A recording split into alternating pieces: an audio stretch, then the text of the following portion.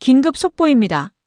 서울병원 응급실에 총상을 입고 실려온 미확인 환자가 북한 간첩인 것으로 확인되어 청와대가 발칵 뒤집혔습니다. 정밀 검사 결과 입안에서 자결용 청산가리 흔적까지 검출되었습니다.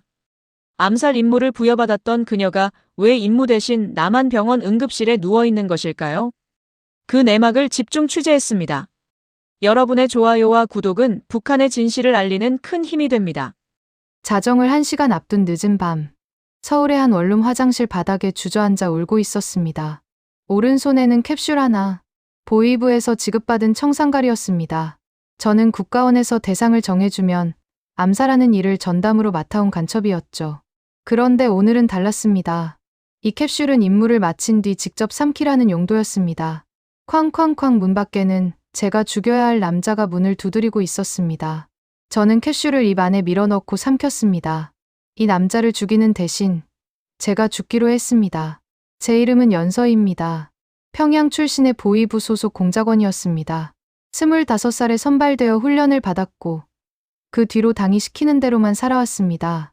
말투를 바꾸는 법, 표정을 죽이는 법, 상대방 마음속에 파고드는 법, 그런 것들을 몸에 익혔습니다. 저는 그 훈련이 자랑스러웠습니다. 선발된 것 자체가 영광이었으니까요. 보이부에 들어가면 가족을 자주 볼 수 없습니다. 부모님을 마지막으로 본 게 언제였는지 지금은 정확히 기억도 나지 않습니다. 명절에도 임무가 있으면 그냥 지나쳤습니다. 아쉬운 마음 같은 건 없었습니다. 그게 당연한 줄 알았으니까요. 당을 위해 일하는 것, 그게 가족보다 위에 있는 일이라고 배웠고 저는 그 말을 의심 없이 믿었습니다. 동료들이 저를 부르는 별명이 있었습니다. 강철의 꽃이었습니다. 겉은 여자지만 속은 흔들리지 않는다는 뜻이었습니다. 저는 그 별명이 싫지 않았습니다. 오히려 좋았습니다.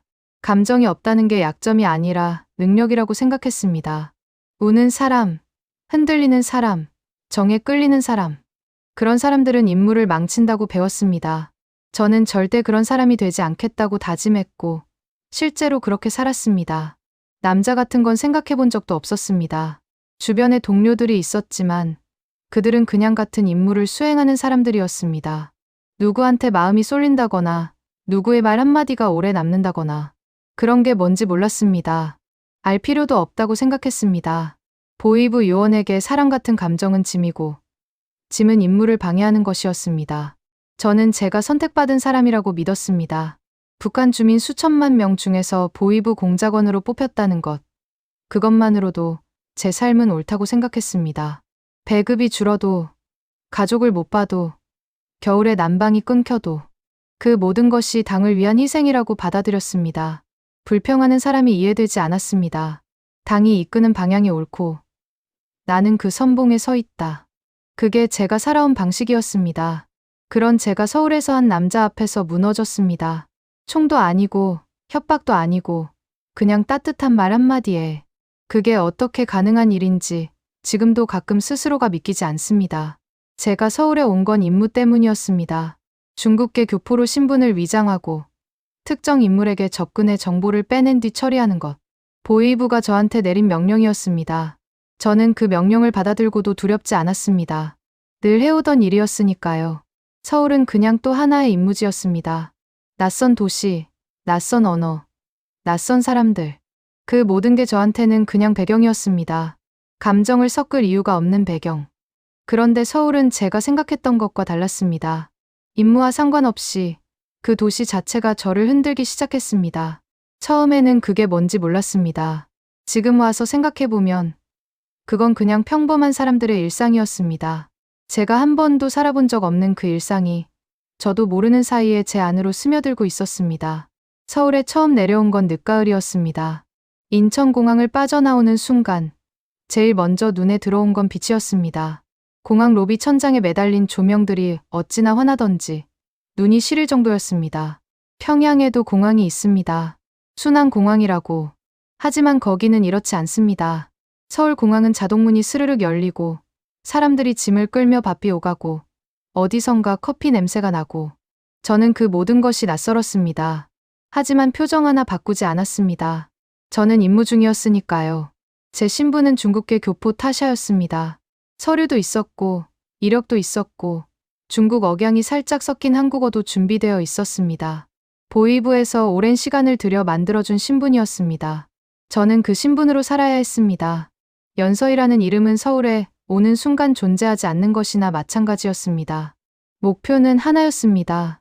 국정원 소속 블랙요원 차진혁. 북한 고위층의 망명을 돕는 비밀 루트를 운영하는 인물이었습니다. 그 루트를 파악하고 내부 정보를 빼낸 뒤 처리하는 것. 그것이 저에게 내려진 임무였습니다. 저는 그 명령을 받아들고도 조금도 흔들리지 않았습니다. 늘 해오던 일이었으니까요. 처음 그를 마주친 건 광화문 근처 카페였습니다. 제가 먼저 자리를 잡았고 그가 들어왔습니다. 키가 크고 움직임이 조용한 사람이었습니다. 뭔가를 늘 숨기는 사람 특유의 절제된 몸짓이 있었는데 저도 그런 훈련을 받은 사람이라 한눈에 알아봤습니다. 저는 미리 준비한 대로 접근했습니다. 우연을 가장해서 자연스럽게. 그런데 이상한 일이 벌어졌습니다. 그가 먼저 웃었습니다. 경계하는 웃음이 아니라 그냥 사람이 사람한테 짓는 그런 웃음이었습니다. 별것 아닌 것처럼 보이시죠? 그런데 저는 그 웃음을 받고 잠깐 멈칫했습니다. 보이부 훈련을 받으면서 저는 수천 번도 더 웃는 연습을 했습니다. 어떤 각도로 웃어야 상대방이 경계를 낮추는지, 몇 초 간격으로 눈을 맞춰야 호감을 사는지. 그런데 그가 저한테 보낸 웃음은 그런 계산이 없었습니다. 그냥 따뜻한 웃음이었습니다. 저는 그런 걸 제대로 받아본 적이 없었습니다. 서울 생활 자체도 저를 흔들었습니다. 편의점이라는 곳에 처음 들어갔을 때 저는 입구에서 한 발짝을 못 떼고 멍하니 서 있었습니다. 평양에서는 불이 환하게 들어온 가게 자체가 흔치 않습니다. 장마당이라고 우리로 치면 재래시장 같은 곳이 있는데 거기서도 살 수 있는 게 주머니 사정에 따라 달라집니다. 쌀 한 킬로그램을 사려면 그날 벌어들인 돈을 몽땅 털어야 하는 날도 있었습니다. 그런데 서울 편의점 선반에는 과자가 수십 가지였고 음료수가 벽 하나를 가득 채우고 있었습니다. 저는 그 앞에서 이상하게 눈물이 날 것 같았습니다. 당연히 참았습니다. 저는 임무 중이었으니까요. 그 뒤로 몇 주 동안 저는 그와 자주 만났습니다. 그를 믿게 만들어야 했고 방심하게 만들어야 했습니다. 그런데 시간이 지날수록 이상한 감각이 제 안에서 자꾸 올라왔습니다. 서울 밤거리를 걷는 게 싫지 않았습니다. 그가 건네는 말들이 귀에 박혔습니다. 한 번은 그가 이런 말을 했습니다. 밥은 먹었어요? 딱 그 한마디였습니다. 평양에서 누가 저한테 그런 말을 했겠습니까? 다들 임무를 먼저 물었지. 밥을 먼저 묻는 사람은 없었습니다. 저는 그날 밤 숙소로 돌아와서 오래도록 잠을 못 잤습니다. 또 한 번은 그가 저를 한강 근처로 데려간 적이 있었습니다. 그냥 산책이었습니다. 아무 목적도 없는 산책. 평양에서 아무 목적 없이 걷는다는 건 상상하기 어려운 일입니다. 어딜 가든 이유가 있어야 하고 누구를 만나든 보고가 따라붙습니다. 그런데 그는 그냥 걸었습니다. 손을 호주머니에 찌르고 강바람을 맞으면서 별말 없이. 저는 그 옆에서 그 사람이 이상하다고 생각했습니다. 그러면서 동시에 이게 뭔지 모를 감각이 발끝에서부터 올라왔습니다. 나중에야 알았습니다. 그게 편안함이라는 것이었습니다. 저는 그때까지 그 감각을 한 번도 느껴본 적이 없었습니다. 제 안에서 무언가 금이 가고 있었습니다. 처음에는 피로 때문이라고 생각했습니다. 하지만 점점 솔직해지지 않을 수가 없었습니다. 저는 그를 좋아하고 있었습니다. 그것도 인물을 위해 만들어낸 감정이 아니라 진짜 감정이었습니다. 그 사실이 너무 무서웠습니다. 보이부 요원이 타겟에게 감정을 갖는다는 건 죽음을 의미하는 일이었으니까요. 발각되면 그 자리에서 끝이었습니다. 저는 스스로를 몰아붙였습니다. 정신 차려라. 이건 임무다. 감정은 사치다. 그 말을 속으로 수백 번을 되뇌었습니다. 그런데 안 됐습니다. 이미 늦었습니다. 사람의 온기라는 게 한 번 느끼고 나면 다시 없애기가 이렇게 어려운 것인 줄 그때 처음 알았습니다. 그리고 그 무렵이었습니다. 평양에서 연락이 왔습니다. 상관 백승혜의 목소리는 언제나처럼 차가웠습니다.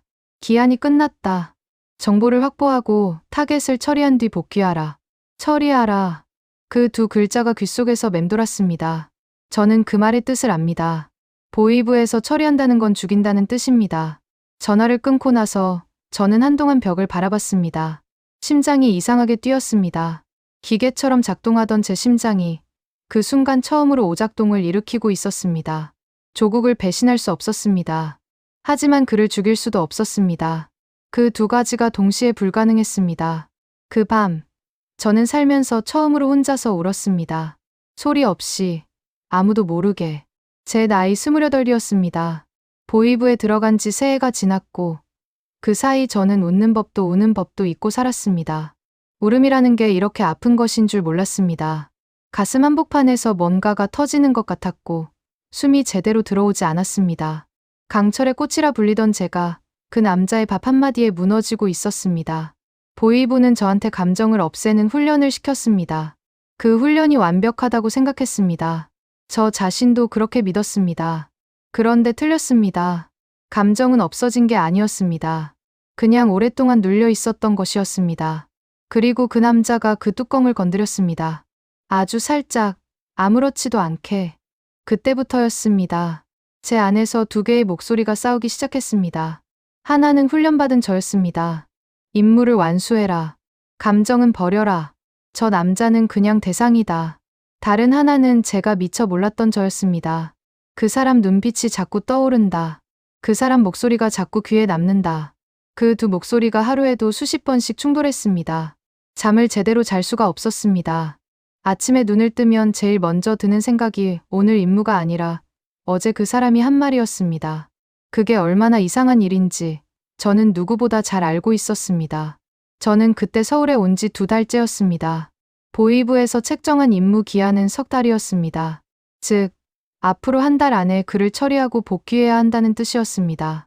상관 백승에는 중간 보고를 요구했습니다. 저는 대상과의 접근 완료, 신뢰 구축 단계라고 보고했습니다. 거짓말이 아니었습니다. 실제로 그와의 관계는 깊어지고 있었으니까요. 다만 제가 보고하지 않은 것이 있었습니다. 그 신뢰가 제 쪽에서도 생겨버렸다는 것이었습니다. 어느 날 저녁이었습니다. 그와 함께 서울 시내 한 식당에서 밥을 먹었습니다. 그 식당에는 메뉴판이 2페이지였는데 저는 그 앞에서 한참을 멍하니 있었습니다. 평양에서 식당에 가면 나오는 음식이 정해져 있습니다. 선택이라는 게 없습니다. 당에서 배급하는 것, 장마당에서 살 수 있는 것. 그게 전부입니다. 그런데 그 식당 메뉴판에는 고기 요리만 10가지가 넘었습니다. 뭘 먹을지 고르는 것 자체가 저한테는 낯선 경험이었습니다. 그가 그걸 눈치챘는지 물었습니다. 뭐가 좋아요? 제가 골라줄까요? 저는 괜찮다고 했습니다. 그런데 속으로는 그 말이 왜 그렇게 고마웠는지 모릅니다. 그날 밤 숙소로 돌아와서 저는 처음으로 이런 생각을 했습니다. 내가 지금 뭘 하고 있는 건가? 이 사람은 내가 죽여야 할 사람이다. 그런데 나는 지금 이 사람과 밥을 먹으면서 메뉴 고르는 게 고맙다고 느끼고 있다. 그게 너무 이상했습니다. 아니, 이상한 게 아니라 무서웠습니다. 보이부에서 이런 상황을 알면 어떻게 되는지 저는 알고 있었으니까요.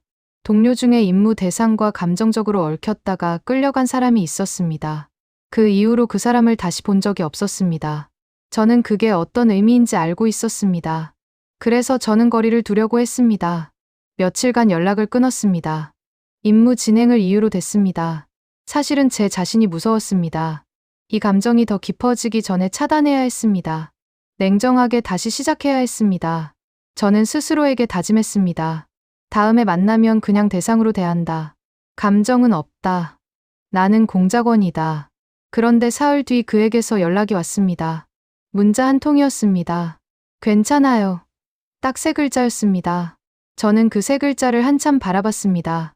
보이부에서 저한테 이런 문자를 보낸 사람은 없었습니다. 상관도, 동료도, 누군가 저의 안부를 먼저 묻는다는 게 그게 무엇인지 저는 그때도 제대로 이해하지 못했습니다. 그냥 가슴 한쪽이 이상하게 아팠습니다. 그 무렵 저는 몸 상태도 좋지 않았습니다. 식사를 제대로 못했고 잠도 못 잤습니다. 낮에는 임무를 수행하고 밤에는 두 목소리가 싸우는 통에 뜬 눈으로 지샜습니다. 어떤 날은 새벽 3시에 눈이 떠져서 천장만 바라보다가 그냥 아침을 맞았습니다. 훈련을 받을 때는 이런 적이 없었습니다. 저는 항상 자면 잤고 깨면 깼습니다. 몸이 시키는 대로만 움직였습니다. 그런데 감정이 생기니까 몸도 따라서 무너지는 것이었습니다. 그게 이렇게 연결된 것인지 저는 그때까지 몰랐습니다. 그리고 결정적인 날이 왔습니다. 그날 저는 그와 함께 저녁 산책을 했습니다. 서울 도심 골목이었습니다. 불빛이 많은 거리였는데 그가 걷다가 멈추더니 저를 바라봤습니다. 그리고 말했습니다. 요즘 많이 힘들어 보여요. 저는 아무 말도 못했습니다. 그 말이 너무 정확하게 제 가슴을 찔렀기 때문입니다. 이 사람은 저를 보고 있었습니다. 제가 만들어낸 타샤가 아니라 그 뒤에서 힘들어하는 진짜 저를요. 저는 순간 눈물이 나올 것 같았습니다. 당연히 참았습니다. 하지만 그날 집으로 돌아와서 저는 처음으로 이런 생각을 했습니다. 나는 이 사람을 죽일 수 없다. 그 생각이 들자마자 등에서 식은땀이 흘렀습니다. 그건 제가 보이부 요원으로서 가져선 안 되는 생각이었습니다. 임무를 포기한다는 것. 그건 곧 제 죽음을 의미했습니다. 평양은 배신자를 용서하지 않습니다. 저는 그걸 누구보다 잘 알고 있었습니다. 동료들이 어떻게 됐는지, 그들의 가족이 어떻게 됐는지 전부 알고 있었습니다. 그런데도 그 생각은 사라지지 않았습니다. 이 사람을 죽일 수 없다. 그 한 문장이 머릿속에 박혀서 빠지지 않았습니다. 저는 그날 밤 제 손을 내려다봤습니다. 이 손으로 지금까지 얼마나 많은 일을 해왔는지. 그리고 처음으로 그 손이 낯설었습니다. 평양에서 또 연락이 왔습니다. 백승혜 동지의 목소리였습니다. 기한이 2주 남았다. 마무리해라. 저는 알겠다고 했습니다. 전화를 끊고 나서 한참 동안 움직이지 못했습니다. 2주, 연례 밤, 그 안에 결정을 해야 했습니다. 임무를 완수하고 평양으로 돌아가거나 아니면 전혀 다른 선택을 하거나 그 전혀 다른 선택이 뭔지 저는 그때까지도 몰랐습니다. 하지만 이것만은 알았습니다. 이대로는 안 된다는 것을요. 2주가 시작됐습니다. 저는 겉으로는 평소처럼 움직였습니다.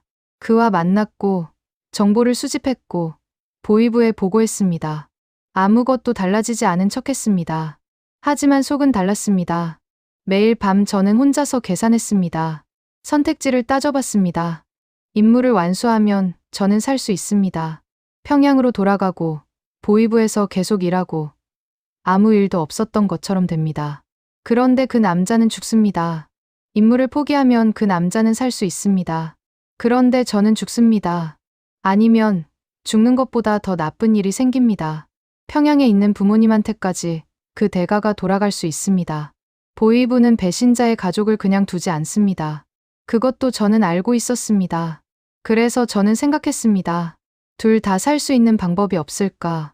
그 방법을 찾아야 했습니다. 2주 안에 그 방법이 청산가리 캡슐이었습니다. 보위부에서 지급받은 청산가리 캡슐이 있었습니다. 임무 대상을 처리한 뒤 스스로 삼키라는 용도라고 했습니다. 저는 그 캡슐을 꺼내서 오래 들여다봤습니다. 이걸 바꾸면 어떻게 될까? 안에 든 내용물을 비우고 일시적으로 가사 상태에 빠지게 하는 약물을 채우면 어떻게 될까? 저는 공작원이었습니다. 그런 약물이 어디에 있는지, 어떻게 구하는지 알고 있었습니다. 그리고 그렇게 쓰러지면 보위부는 임무 중 사망으로 처리할 것이었습니다. 죽은 사람을 추격할 이유가 없었습니다. 물론 그게 실패하면 진짜 죽음이었습니다. 약물 배합이 조금이라도 잘못되면 정말로 깨어나지 못할 수도 있었습니다. 그 가능성이 얼마나 되는지 저는 스스로도 장담할 수 없었습니다. 하지만 그것 말고는 방법이 없었습니다. 그를 죽이지 않으면서 평양의 눈을 피할 수 있는 방법은 그것뿐이었습니다. 저는 결심했습니다. 도박을 하기로 했습니다. 살아날 확률이 얼마든 간에 그 남자를 죽이는 것보다는 나았습니다. 결심을 하고 나서도 손이 떨렸습니다. 저는 그날 밤 숙소 책상 앞에 앉아서 캡슐을 손바닥 위에 올려놓았습니다. 작고 하얀 캡슐이었습니다. 보위부에서 지급받을 때는 그냥 도구였습니다. 필요할 때 쓰는 물건. 그런데 그날 밤 그 캡슐은 달라 보였습니다. 저한테는 이게 전부였습니다. 이게 성공하면 살고 실패하면 죽는 것이었습니다. 저는 먼저 약물을 구해야 했습니다. 일시적으로 심장 박동을 극도로 낮추고 체온을 떨어뜨려서 가사 상태처럼 보이게 하는 약물이었습니다. 그게 존재한다는 건 알고 있었습니다. 보위부 훈련 과정에서 그런 약물이 있다는 이야기를 들은 적이 있었습니다. 실제로 공작 활동 중에 비슷한 것을 다룬 적도 있었습니다. 문제는 제가 지금 서울에 있다는 것이었습니다. 평양이었다면 루트가 있었겠지만 서울에서 그런 약물을 구하는 건 쉬운 일이 아니었습니다. 며칠을 생각했습니다. 그리고 방법을 찾았습니다. 서울에도 북한 관련 공작원 네트워크가 있었습니다. 저는 그 네트워크의 일부였고 그 안에서 필요한 것들을 조달할 수 있는 경로를 알고 있었습니다. 위험한 방법이었습니다. 다른 공작원이 제 움직임을 보이부에 보고할 수도 있었습니다. 하지만 다른 선택지가 없었습니다. 저는 그 경로를 통해 조용히 약물을 손에 넣었습니다. 사흘이 걸렸습니다. 그 사흘 동안 저는 겉으로는 아무것도 달라진 것 없이 움직였습니다. 그와 만났고 밥을 먹었고 웃었습니다. 속으로는 매 순간 심장이 터질 것 같았습니다. 들키면 끝이었습니다. 들키면 저뿐 아니라 평양에 있는 부모님까지 위험해졌습니다. 약물을 손에 넣은 날 밤, 저는 캡슐을 열었습니다. 청산가리를 비워내고 약물을 정확한 분량으로 채워 넣었습니다. 손이 떨렸습니다. 배합이 틀리면 안 됐습니다. 너무 적으면 효과가 나타나지 않고 너무 많으면 진짜로 깨어나지 못할 수 있었습니다. 저는 숨을 고르면서 한 방울씩 채워 넣었습니다. 그 작업을 끝내는데 1시간이 넘게 걸렸습니다. 캡슐을 닫고 나서 저는 한참 동안 그것을 바라봤습니다. 겉에서 보면 처음과 아무것도 달라 보이지 않았습니다. 그냥 하얀 캡슐이었습니다. 하지만 그 안에는 이제 전혀 다른 것이 들어 있었습니다. 저는 그 캡슐을 손에 쥔 채 생각했습니다. 이제 날짜를 정해야 한다. 임무 기한이 나흘 남았을 때였습니다. 저는 그와 저녁 약속을 잡았습니다. 마지막 만남이었습니다. 그는 그걸 몰랐습니다. 저도 겉으로는 평소처럼 행동했습니다. 밥을 먹었고, 걸었고, 이야기를 나눴습니다. 그가 웃을 때 저도 따라 웃었습니다. 그런데 속으로는 이 얼굴을 기억하자고 생각했습니다. 이 목소리를, 이 웃음을 기억하자고요. 여러분도 아시다시피 이별이라는 게 말 못하고 하는 이별이 제일 힘든 법입니다. 저는 그날 그에게 아무 말도 못했습니다. 고맙다는 말도, 미안하다는 말도, 그냥 내일 봐요라고 했습니다. 그 말을 하면서 저는 속으로 생각했습니다. 내일 제가 살아있다면, 그리고 계획이 성공한다면, 그는 저를 다시 보지 못할 것입니다. 그게 제가 줄 수 있는 유일한 선물이었습니다. 그를 살려두는 것. 숙소로 돌아오는 길이 평소보다 길게 느껴졌습니다. 서울의 밤거리는 늘 밝았습니다. 어느 골목을 가도 불이 켜져 있었습니다. 가게 간판이 깜빡이고 사람들이 웃으면서 지나다니고 저는 그 거리를 걸으면서 생각했습니다. 북에 있는 사람들은 이런 걸 모른다. 이 당연한 불빛을, 이 웃음을, 이 자유를.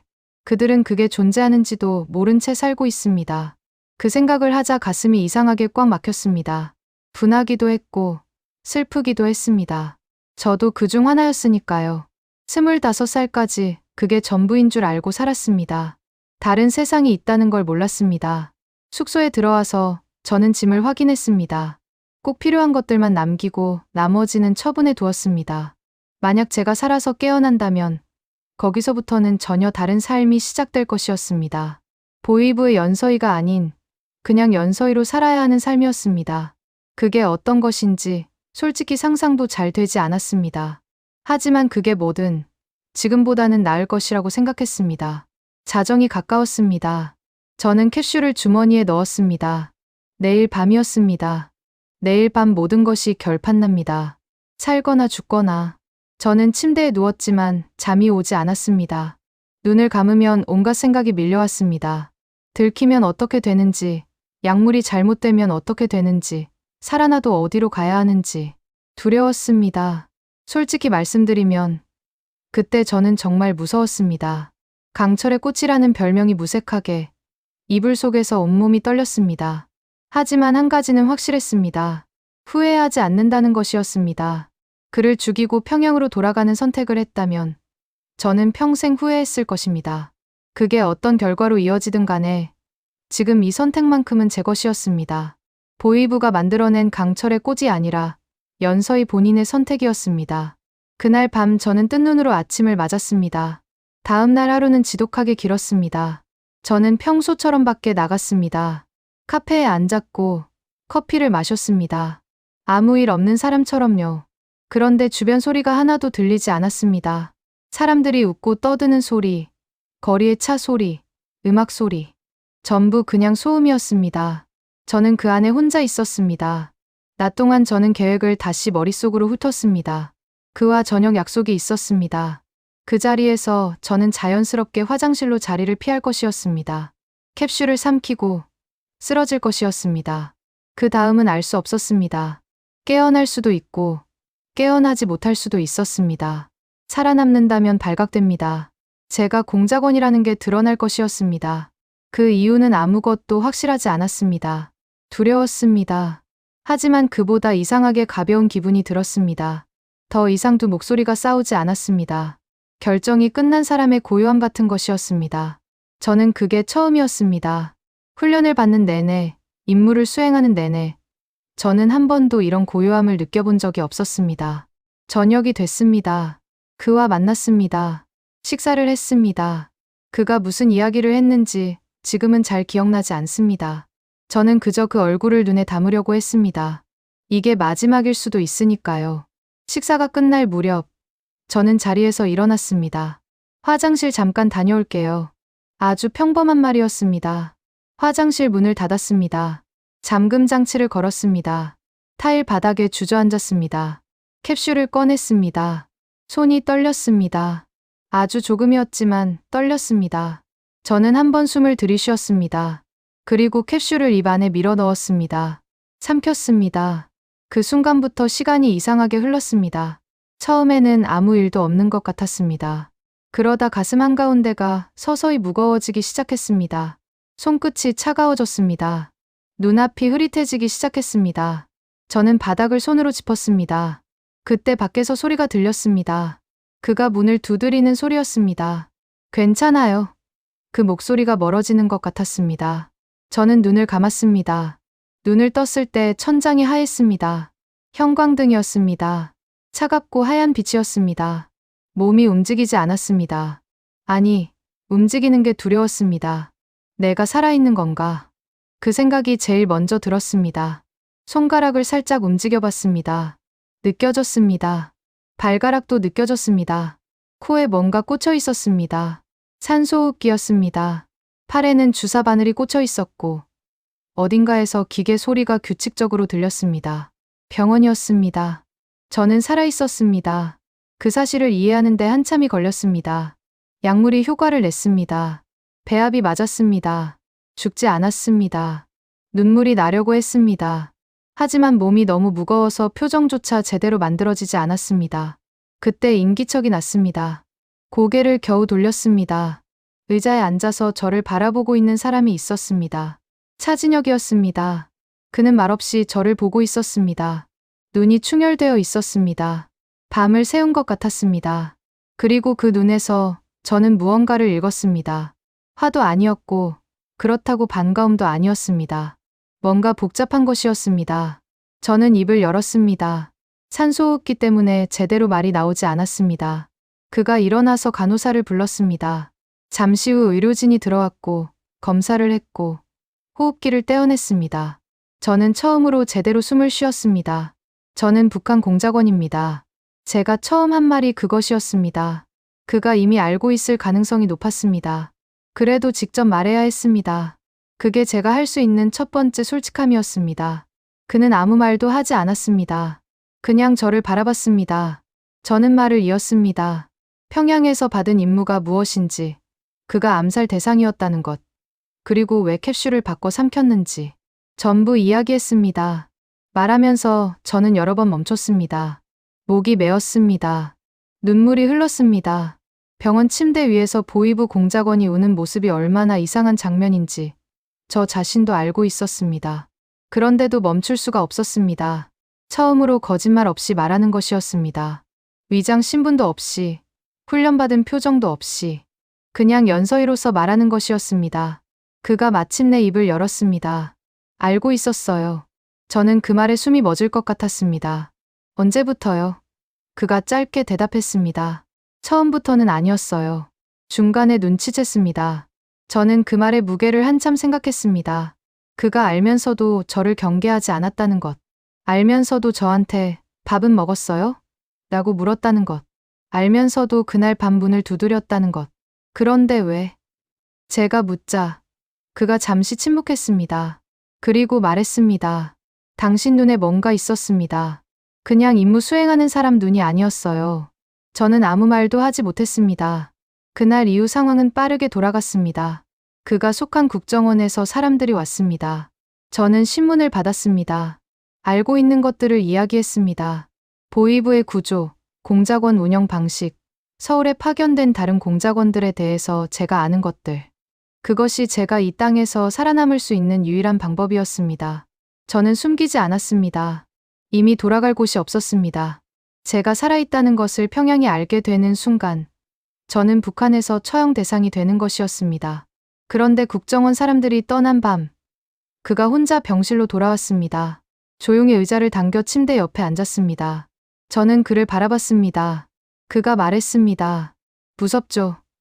저는 솔직하게 고개를 끄덕였습니다. 그가 말을 이었습니다. 당연히 무섭죠. 그런데 여기서부터는 혼자가 아니에요. 그 말이 어떻게 들렸는지 설명하기가 어렵습니다. 북에 있을 때 저는 늘 혼자였습니다. 누구를 믿으면 안 됐고, 누구한테 기대면 안 됐습니다. 그게 당연한 것인 줄 알았습니다. 그런데 그 사람은 지금 저한테 혼자가 아니라고 했습니다. 저를 죽이러 온 사람한테. 그 말이 가슴 어딘가에 꽂혔습니다. 깊이, 오래. 하지만 안심하기에는 너무 일렀습니다. 평양에서는 아직 제가 죽은 줄 알고 있었습니다. 그 시간이 얼마나 갈지 알 수 없었습니다. 보이부는 치밀했습니다. 언제 진실을 알게 될지 몰랐습니다. 저는 살아있었지만 그 사실이 언제 제 목숨을 다시 위협할지 모르는 상황이었습니다. 병실 창밖에는 서울의 밤이 펼쳐져 있었습니다. 불빛이 가득했습니다. 저는 그 불빛을 바라보면서 생각했습니다. 이제부터 어떻게 되는 걸까? 이 나라에서 나는 누가 되는 걸까? 두렵고 막막하고 그러면서도 이상하게 살아있다는 게 실감이 났습니다.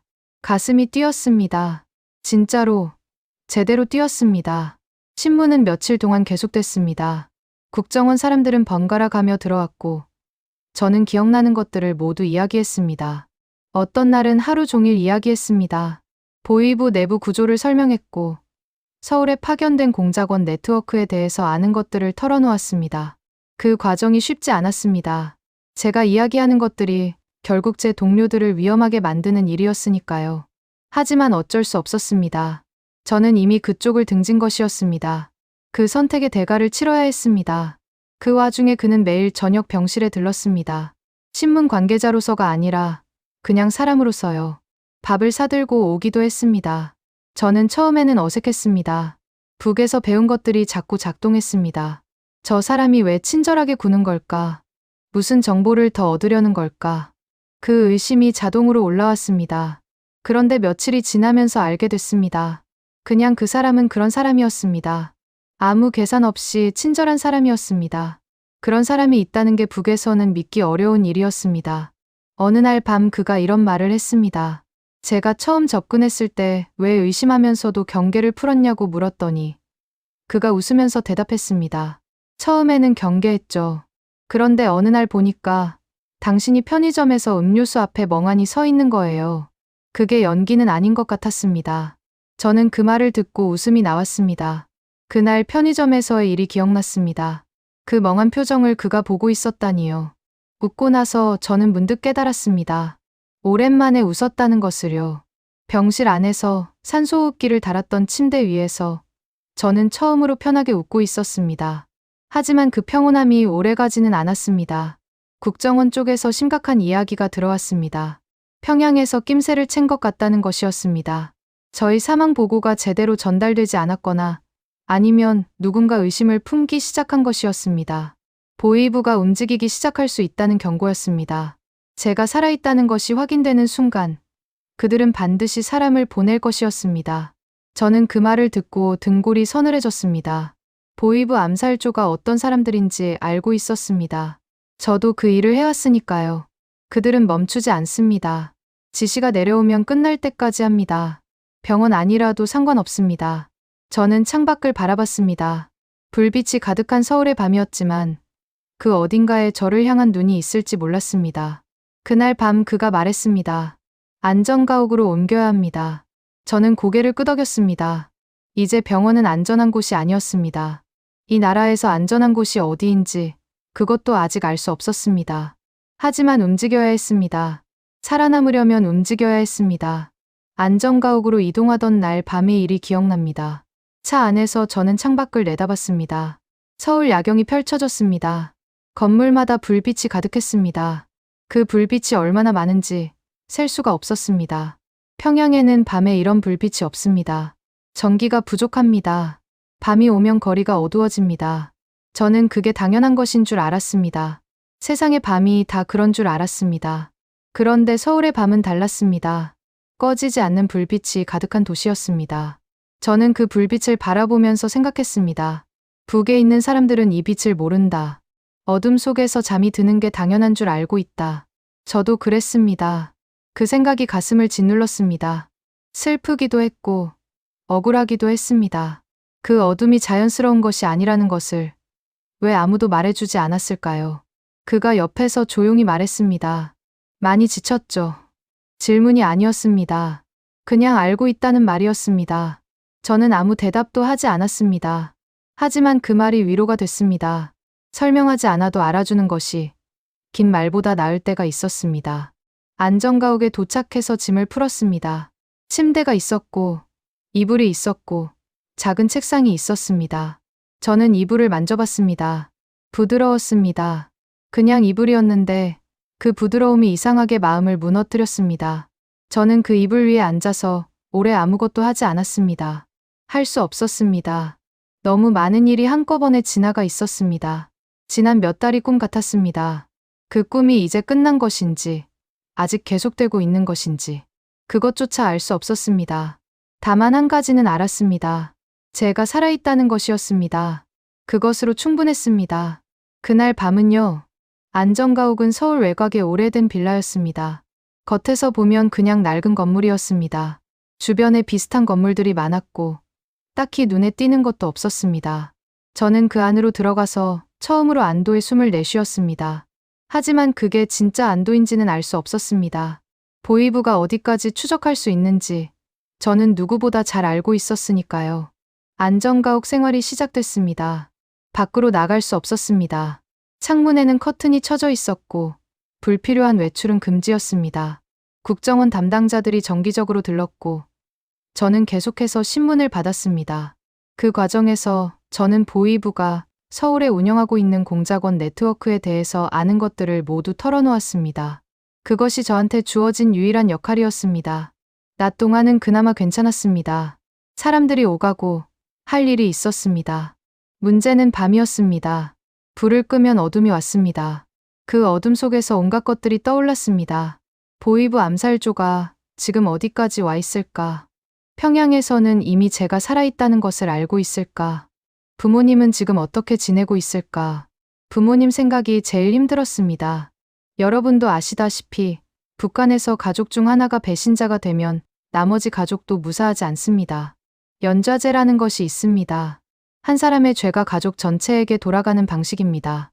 제가 귀순 의사를 밝히고 보이부 정보를 제공했다는 것이 평양에 알려지면 부모님이 어떻게 될지 그 생각이 밤마다 저를 짓눌렀습니다. 저는 저 자신을 구하려고 했는데 그 과정에서 부모님을 위험에 빠뜨리는 것은 아닐까. 그 죄책감이 깊었습니다. 어느 날 밤에는 그냥 다 포기하고 싶다는 생각도 들었습니다. 평양에 연락해서 자수하면 어떨까. 그러면 적어도 부모님한테 불통이 돌아가지 않을 수도 있지 않을까. 그런 생각이 올라왔습니다. 하지만 그게 말이 안 된다는 것도 알았습니다. 자수한다고 해서 부모님이 무사하다는 보장이 없었습니다. 오히려 더 나쁜 결과가 생길 수도 있었습니다. 보이부는 배신자를 용서한 전례가 없었습니다. 그 무렵 그가 안전가옥을 찾아왔습니다. 표정이 굳어 있었습니다. 평양에서 사람을 보낸 것 같습니다. 예상했던 일이었습니다. 하지만 막상 듣자니 가슴이 쿵 내려앉았습니다. 그가 말을 이었습니다. 아마 옛 동료일 가능성이 높습니다. 당신을 아는 사람일 거예요. 저는 그 말에 눈을 감았습니다. 옛 동료. 저와 함께 훈련받았고 함께 임무를 수행했던 사람들이었습니다. 그중 누가 왔을까? 어쩌면 저도 잘 아는 사람일 것이었습니다. 그 생각이 이상하게 마음을 무겁게 했습니다. 그들도 저처럼 당이 시키는 대로 살아온 사람들이었습니다. 다른 세상을 몰랐던 사람들이었습니다. 그들이 잘못된 게 아니었습니다. 그냥 저처럼 그 안에 갇혀 있는 것이었습니다. 그런데도 그들이 저를 향해 오고 있었습니다. 국정원에서는 보안을 강화했습니다. 안전가옥 주변에 감시망을 늘렸고 저희 이동은 더욱 제한됐습니다. 저는 그 좁은 공간 안에서 매일을 보냈습니다. 창문 너머로 보이는 것이라고는 이웃 건물 벽과 하늘 한 조각이었습니다. 자유롭게 걷고 싶었습니다. 서울 거리를, 한강변을 그냥 마음대로 걷고 싶었습니다. 그게 이렇게 어려운 일인 줄 몰랐습니다. 악몽을 자주 꿨습니다. 내용은 비슷했습니다. 보이부 사람들이 저를 쫓아옵니다. 저는 도망치지만 어딜 가도 막혀 있습니다. 골목 끝에 서 있으면 뒤에서 발소리가 들립니다. 그 발소리가 점점 가까워집니다. 그리고 저는 그 자리에서 굳어버립니다. 꼭 그 순간에 깨어났습니다. 식은땀이 났고 심장이 빠르게 뛰었습니다. 어둠 속에서 한참 동안 숨을 고르면서 여기가 어딘지 확인했습니다. 서울이다. 안전가옥이다. 아직은 괜찮다. 그가 밤에 들를 때면 그런 꿈 이야기를 했습니다. 그는 별말 없이 들어줬습니다. 그냥 옆에 있어줬습니다. 저는 그게 고마웠습니다. 북에서는 아무도 그냥 옆에 있어준 사람이 없었습니다. 사람과 사람 사이에 항상 목적이 있었습니다. 그런데 이 사람은 그냥 있었습니다. 그것만으로도 달랐습니다. 그렇게 3주가 지났습니다. 그리고 결국 그날이 왔습니다. 새벽 2시였습니다. 저는 잠을 자다가 이상한 소리에 눈을 떴습니다. 밖에서 무언가 움직이는 소리였습니다. 국정원 감시원들의 움직임과는 달랐습니다. 더 조심스러웠고 더 낮았습니다. 저는 순간 온몸이 굳었습니다. 훈련받은 몸이 자동으로 반응했습니다. 소리의 방향을 읽었습니다. 두 곳이었습니다. 건물 입구와 비상구 쪽이었습니다. 왔습니다. 저는 침대에서 내려왔습니다. 소리 없이 바닥에 발을 딛고 방 안쪽 구석으로 몸을 붙였습니다. 국정원 쪽에서 미리 비상 연락 방법을 알려줬습니다. 저는 그 연락을 넣었습니다. 손이 전혀 떨리지 않았습니다. 이상했습니다. 두렵기는 두려웠는데 몸은 훈련된 대로 움직이고 있었습니다. 오랫동안 단련된 것은 감정이 흔들려도 몸이 먼저 반응한다는 것을 그때 다시 알았습니다. 복도에서 소리가 났습니다. 조용한 충돌음이었습니다. 국정원 감시 요원들과 침입자들이 맞닥뜨린 것이었습니다. 저는 방 안에서 그 소리를 들으면서 숨을 죽였습니다. 문 너머에서 뭔가 쓰러지는 소리가 났습니다. 그리고 잠시 침묵이 왔습니다. 그 침묵이 더 무서웠습니다. 그때 문이 열렸습니다. 차진혁이었습니다. 얼굴에 땀이 나 있었습니다. 그가 말했습니다. 처리됐습니다. 다 끝났어요. 저는 그 말에 그 자리에서 그대로 주저앉았습니다. 다리에 힘이 풀렸습니다. 그는 달려와서 제 팔을 잡아줬습니다. 저는 잠깐 그 손을 잡았습니다. 나중에 들은 이야기입니다. 그날 온 사람은 둘이었습니다. 그리고 그 중 하나가 정태수였습니다. 저와 같은 기수로 보이부 훈련을 받았던 동료였습니다.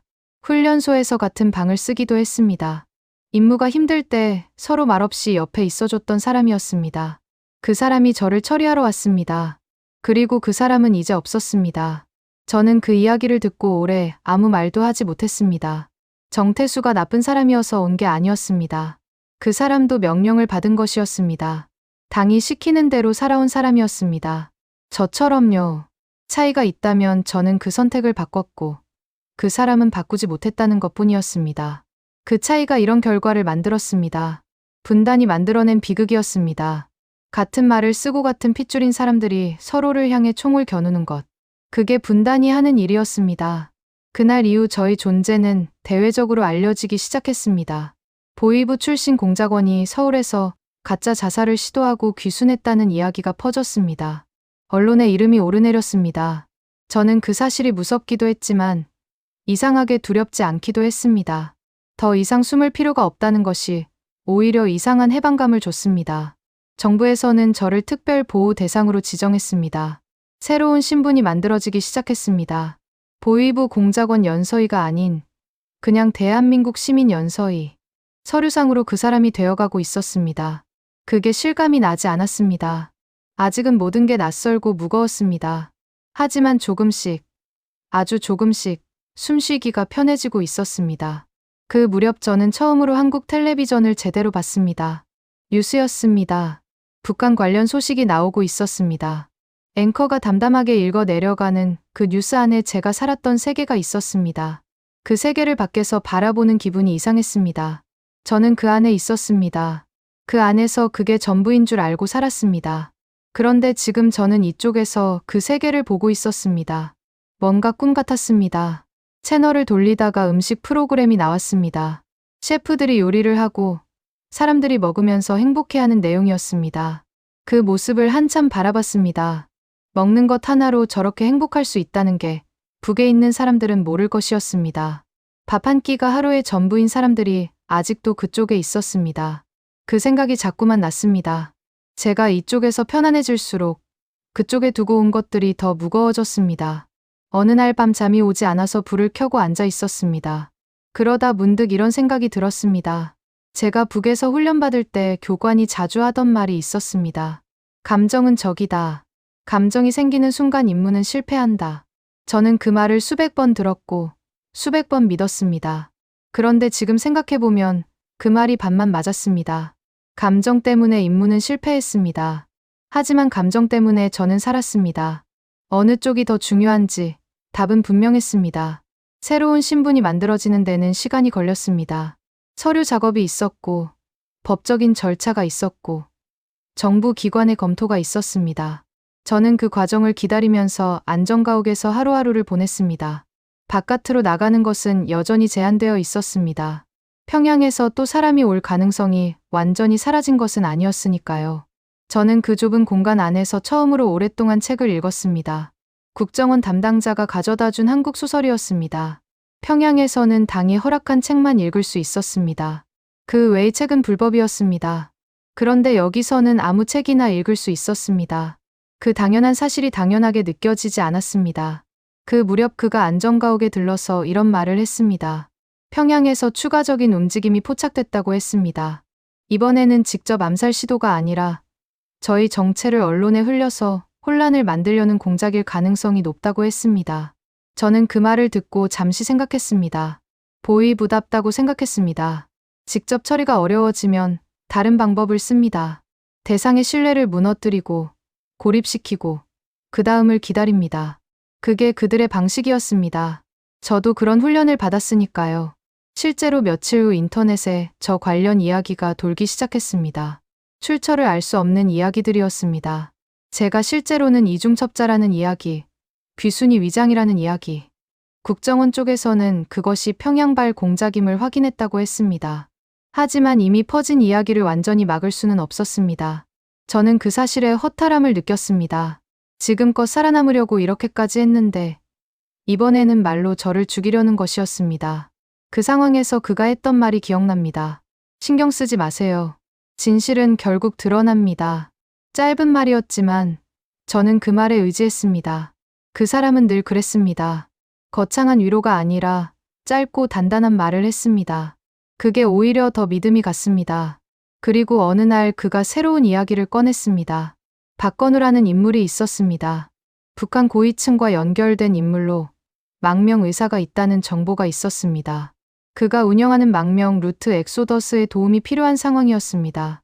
그리고 그 과정에서 제가 가진 정보와 경험이 도움이 될 수 있다고 했습니다.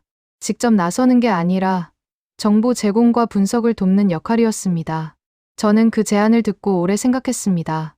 솔직히 말씀드리면 처음에는 겁이 났습니다. 또다시 위험한 일에 엮이는 게 아닐까 하는 생각이 들었습니다. 보이부의 손이 어디까지 뻗어 있는지 저는 알고 있었습니다. 그 일에 연루되는 것 자체가 다시 표적이 되는 것일 수 있었습니다. 하지만 다른 생각도 들었습니다. 제가 북에서 해온 일은 사람을 죽이는 일이었습니다. 이 일은 사람을 살리는 일이었습니다. 그 차이가 컸습니다.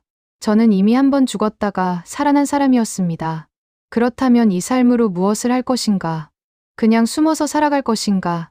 아니면 할 수 있는 것을 할 것인가? 저는 하겠다고 했습니다. 그 일을 준비하는 과정에서 저는 처음으로 안전가옥 밖을 나갔습니다. 물론 국정원 요원들과 함께였고 이동 경로는 철저하게 보안이 유지됐습니다. 하지만 오랜만에 서울 거리를 걸었습니다. 바람이 얼굴에 닿았습니다. 사람들이 지나쳤습니다. 저는 그 평범한 거리 위에 서 있었습니다. 평범한 척하면서요. 그런데 그게 이상하게 벅찼습니다. 임무를 수행하던 시절에도 이 거리를 걸었습니다. 그때는 이 거리가 그냥 배경이었습니다. 사람들도 그냥 움직이는 물체였습니다. 그런데 지금은 달랐습니다. 저 사람들이 각자의 삶을 살고 있다는 게 보였습니다.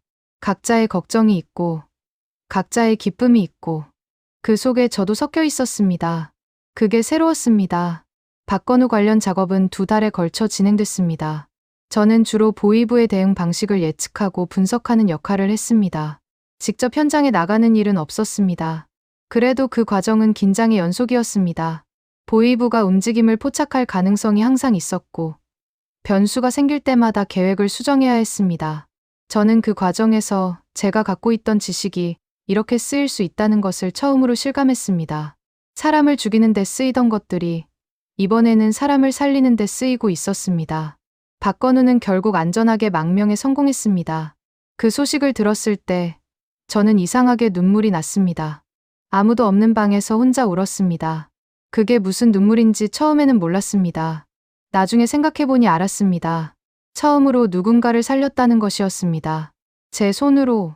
그게 그 눈물의 이유였습니다. 그가 그날 밤 들렀습니다. 제 눈이 빨개진 것을 보고 물었습니다. 울었어요? 저는 고개를 끄덕였습니다. 그는 더 묻지 않았습니다. 그냥 옆에 앉았습니다. 저는 그게 좋았습니다. 설명하지 않아도 되는 것이요. 그 즈음 저한테 공식적인 새 신분이 나왔습니다. 주민등록증이었습니다. 대한민국 시민 연서이. 사진도 찍었고 주소도 생겼습니다. 그 작은 카드를 처음 손에 쥐었을 때의 느낌을 지금도 잊지 못합니다. 아무것도 아닌 플라스틱 카드였습니다. 그런데 저는 그것을 한참 동안 바라봤습니다. 이 카드 하나가 저라는 사람이 이 땅에서 살아갈 수 있다는 증거였습니다. 저는 그 카드를 2손으로 감쌌습니다. 하나원이라는 곳에도 다녔습니다. 북한에서 온 분들이 남한 생활에 적응할 수 있도록 도와주는 곳이었습니다. 여기서 저는 처음으로 다른 탈북자분들을 만났습니다. 평양에서 온 분, 함흥에서 온 분, 청진에서 온 분, 각자 다른 곳에서 다른 방식으로 이쪽으로 온 분들이었습니다. 그분들 이야기를 들으면서 저는 많이 울었습니다. 제 경우와는 다른 분들이 훨씬 많았습니다. 두만강을 건너서 온 분들, 중국에서 몇 년을 숨어 지낸 분들, 그 과정에서 가족을 잃은 분들. 저는 제가 겪은 것이 그나마 나은 편이라는 것을 그때 알았습니다. 여러분도 아시다시피 탈북이라는 게 어떤 것인지 겉에서 보면 잘 모르실 수 있습니다. 그냥 북에서 남으로 오는 것처럼 보이지만 그 과정에서 얼마나 많은 것이 무너지는지, 두고 온 사람들, 두고 온 기억들, 두고 온 나 자신, 그런 것들이 한꺼번에 올라올 때가 있었습니다. 저는 그 감정을 혼자 감당하기 어려운 날도 많았습니다. 그런 날 그가 전화를 했습니다. 딱히 무슨 용건이 있는 게 아니었습니다. 그냥 밥은 먹었어요? 라고 했습니다. 처음 서울에서 그 말을 들었을 때와 같은 말이었습니다. 저는 그 말에 웃음이 나왔습니다. 그리고 동시에 눈물이 났습니다. 그 2 감정이 동시에 왔습니다. 저는 전화기를 들고 잠시 아무 말도 못했습니다. 그가 기다려줬습니다. 이 사람이구나 하는 생각이 그때 들었습니다. 제가 무너질 것 같은 날에 전화를 하는 사람. 그냥 밥 먹었냐고 물어봐 주는 사람. 거창한 것이 아니었습니다. 그런데 그게 전부였습니다. 저한테는 그게 전부였습니다. 새 신분을 받고 나서 저는 처음으로 혼자 마트에 갔습니다. 국정원 동행 없이 혼자서요. 별것 아닌 일처럼 들리시겠지만 저한테는 그게 굉장히 큰 일이었습니다. 마트 안에서 저는 한참을 돌아다녔습니다. 무엇을 살지 고르는 것 자체가 즐거웠습니다. 쌀을 골랐고 채소를 골랐고 과자 하나를 집었다 놨다 하다가 결국 샀습니다. 계산을 마치고 봉투를 들고 나오면서 저는 생각했습니다. 지금 이게 평범한 삶이구나. 이게 자유구나. 그 길을 걸어오면서 저는 고개를 들어 하늘을 봤습니다. 서울의 하늘이었습니다. 파랗고 넓었습니다. 평양에서도 똑같은 하늘이 있었을 텐데 그때는 왜 그 하늘이 이렇게 안 보였는지 모릅니다. 아마 올려다볼 여유가 없었던 것이겠지요. 늘 주변을 살피고 늘 누군가를 의식하고 늘 무언가를 경계하면서 살았으니까요. 하늘을 올려다보는 건 그냥 살아가는 사람들이 하는 일이었습니다. 저는 이제야 그 일을 하고 있었습니다. 한 가지 소원이 생겼습니다. 언젠가 통일이 되면 고향 땅을 다시 밟아보고 싶다는 것이었습니다. 부모님이 어떻게 지내시는지 알고 싶었습니다. 그것만이라도요. 그 소원이 이루어질지는 모릅니다. 하지만 소원이 생겼다는 것 자체가 저한테는 새로운 일이었습니다. 보이부 요원이던 시절에 저는 소원이 없었습니다. 소원을 가질 수 있는 사람이 아니었습니다. 그런데 이제는 있었습니다. 봄이 왔습니다. 안전가옥에서 나와서 처음 맞은 봄이었습니다. 제 이름으로 계약한 원룸이 생겼습니다. 작은 방이었습니다. 창문이 하나 있었고 그 창문으로 아침 햇살이 들어왔습니다. 저는 그 햇살이 바닥에 길게 늘어지는 것을 한참 동안 바라봤습니다. 아무 일도 없는 아침이었습니다. 그게 이상하게 낯설었습니다. 아무 임무도 없고 아무 보고도 없고 그냥 제 방 바닥에 햇살이 들어오는 아침이었습니다. 그게 이제 제 일상이었습니다. 처음 몇 주는 솔직히 힘들었습니다. 자유가 주어졌는데 뭘 해야 할지 몰랐습니다. 평양에서는 항상 해야 할 일이 정해져 있었습니다. 보이부에서는 더욱 그랬습니다. 스케줄이 있었고 명령이 있었고 따라야 할 것들이 있었습니다. 그런데 이쪽에서는 아무도 저한테 오늘 뭘 하라고 말하지 않았습니다. 처음에는 그게 오히려 불안했습니다. 어르신들이라면 아마 이해하실 겁니다. 오랫동안 정해진 틀 안에서 살다가 갑자기 그 틀이 없어지면 그게 해방이기도 하지만 동시에 두렵기도 하다는 것을요. 그 무렵 그가 말했습니다. 그냥 하고 싶은 것부터 해봐요. 저는 그 말에 잠시 생각했습니다. 하고 싶은 것. 그게 뭔지 저는 오래 생각해 본 적이 없었습니다. 보이부 요원이던 시절에 하고 싶은 것은 없었습니다. 하게 되는 것들만 있었습니다. 저는 한강에 가봤습니다. 혼자서 아무 목적 없이요. 벤치에 앉아서 강을 봤습니다. 사람들이 지나쳤습니다. 강아지를 데리고 산책하는 사람, 자전거를 타는 사람, 아이 손을 잡고 걷는 부부. 그 모든 것이 그냥 일상이었습니다. 저는 그 일상의 가장자리에 앉아서 그것을 바라봤습니다. 오래 있었습니다. 해가 질 때까지 있었습니다. 해가 지고 나서 강물 위에 서울 불빛이 반짝였습니다. 그 불빛을 보면서 저는 처음으로 이 도시가 제 도시가 될 수도 있겠다는 생각을 했습니다. 아직은 낯설었습니다. 아직은 멀었습니다. 하지만 가능할 것 같았습니다. 그 즈음 박건우 망명 이후 비밀 네트워크에서 연락이 왔습니다. 저한테 다시 도움을 요청하는 것이었습니다. 북에서 망명을 원하는 고위층 관계자가 또 생겼다고 했습니다. 저는 그 연락을 받고 이번에는 많이 고민하지 않았습니다. 하겠다고 했습니다. 지난번 일이 저한테 뭔가를 남겼습니다. 살리는 일에 제가 쓸 수 있다는 것이요. 그게 지금 저한테 할 수 있는 가장 의미 있는 일이었습니다. 그 일을 하면서 저는 이런 생각을 했습니다. 제가 북에서 배운 것들은 원래 사람을 해치는 데 쓰이는 것들이었습니다. 그런데 지금 저는 그 같은 것들을 사람을 살리는 데 쓰고 있었습니다. 도구는 같은데 쓰임새가 달랐습니다. 그 차이가 전부였습니다. 저는 그 차이를 만든 것이 무엇인지 알고 있었습니다. 그 남자의 밥은 먹었어요? 라는 말이었습니다. 그 한마디가 저라는 사람을 흔들었고 그 흔들림이 제 선택을 바꿨습니다. 여러분도 아시다시피 사람이 바뀌는 건 대단한 사건 때문이 아닐 때가 많습니다. 작은 것 하나가 마음에 걸리고 그게 씨앗이 되고 어느 날 보면 그 씨앗이 자라 있는 것입니다. 저한테는 그 씨앗이 그 한마디였습니다. 부모님 생각은 여전히 납니다. 지금도 자주요. 아버지가 어떻게 지내시는지, 어머니가 건강하신지 연락할 방법이 없습니다.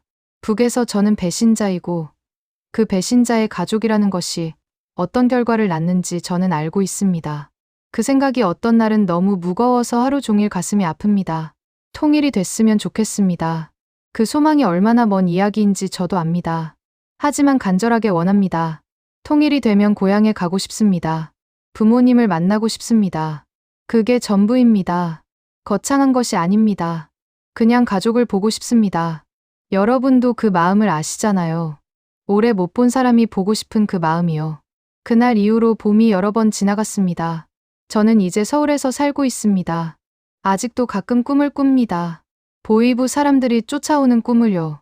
아직도 가끔 이상한 소리에 깜짝 놀랍니다. 그게 완전히 사라지지는 않았습니다. 하지만 전보다는 많이 줄었습니다. 아침에 일어나면 창밖을 봅니다. 서울의 하늘입니다. 어떤 날은 파랗고 어떤 날은 흐립니다. 그래도 괜찮습니다. 제가 그 하늘 아래 서 있다는 것만으로 충분합니다. 살아있다는 것. 그게 지금 저한테 가장 소중한 것입니다. 저는 그날 화장실 바닥에서 캡슐을 삼키면서 두 가지를 선택했습니다. 그 남자를 살리는 것과 저 자신을 살리는 것이었습니다. 그 선택이 옳았는지 그렇지 않은지 저는 지금도 완전히 확신하지는 못합니다. 북에 남겨진 사람들을 생각하면 제가 여기서 이렇게 살아가는 게 미안할 때도 있습니다. 하지만 한 가지는 압니다. 그 선택이 아니었다면 저는 지금 여기서 이 이야기를 하고 있지 못했을 것이라는 것을요. 증오가 아닌 사랑을 선택했던 그 찰나의 도박이 저를 구원했습니다. 한 가지 이야기를 더 드리고 싶습니다. 서울 생활을 시작하고 얼마 지나지 않아서 저는 처음으로 혼자 밥을 해봤습니다. 대단한 것은 아니었습니다. 계란 후라이였습니다. 프라이팬에 기름을 두르고 계란을 깨서 넣고 익을 때까지 기다리는 것이었습니다. 그게 전부였습니다. 그런데 그것을 만드는 내내 저는 이상하게 가슴이 찼습니다. 내가 지금 내 밥을 짓고 있다. 누군가 정해준 것이 아니라 내가 먹고 싶어서 내가 만드는 밥이었습니다. 그게 이렇게 특별한 일인 줄 몰랐습니다. 계란 후라이를 접시에 담아서 밥상에 앉았습니다. 창밖으로 봄볕이 들어오고 있었습니다. 저는 그 밥을 천천히 먹었습니다.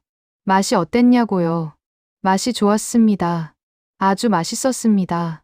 사실 계란 후라이가 그렇게 특별한 음식은 아니잖아요. 그런데 그날 그것은 제가 먹어본 것 중에 가장 맛있는 음식이었습니다.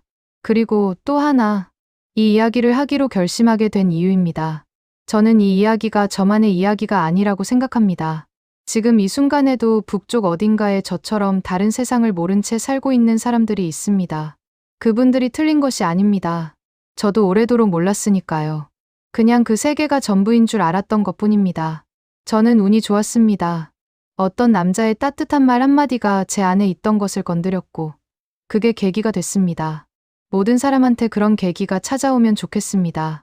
여러분도 아시다시피 같은 말을 쓰고 같은 핏줄인 사람들이 아직도 그쪽에서 살고 있습니다.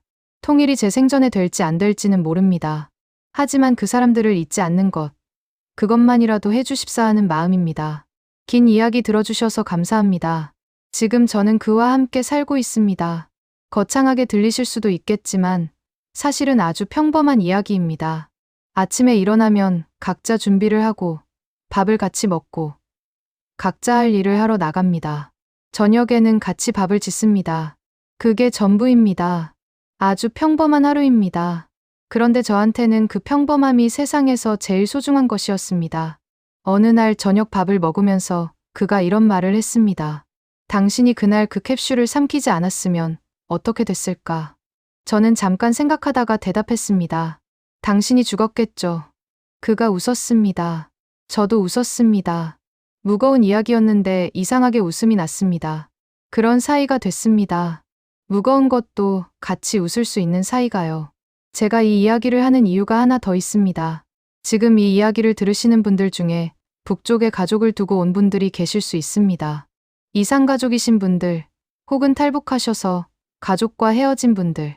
그 마음이 얼마나 무거운지 저는 조금은 압니다. 완전히 같을 수는 없겠지만 그리움이 어떤 것인지는 압니다. 그 그리움을 버리지 마시사 합니다. 잊지 마시사 합니다. 그 그리움이 통일을 원하는 마음이 되고 그 마음들이 모이면 언젠가는 달라질 수 있다고 저는 믿습니다. 그게 언제일지는 모릅니다. 하지만 그날이 오면 우리 같이 고향 가는 길을 걷고 싶습니다. 그날을 기다리겠습니다. 화장실 바닥에서 독약 캡슐을 삼키면서도 그녀는 그 남자를 죽이지 않았습니다. 죽음을 선택한 것처럼 보였지만 사실 그건 처음으로 삶을 선택한 순간이었습니다.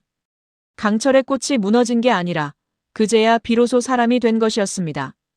탈북의 길 끝에 서 있는 당신을 진심을 담아 응원합니다. 함께 해주셔서 감사합니다.